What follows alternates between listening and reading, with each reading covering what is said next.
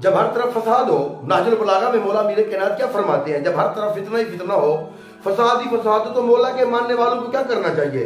ये नाजुल बलागा है, इसका पेज नंबर है 619 619। इसमें मौला मीर कायनात फरमा रहे हैं, फितना फसाद में इस तरह रहो जिस तरह ऊंट का वो बच्चा जिसने अभी अपनी उम्र के 2 साल खत्म किए हों, कि ना तो उसकी पीठ पर सवारी की जा सकती है और ना ही उसके थनों से दूध दोहा जा सकता है।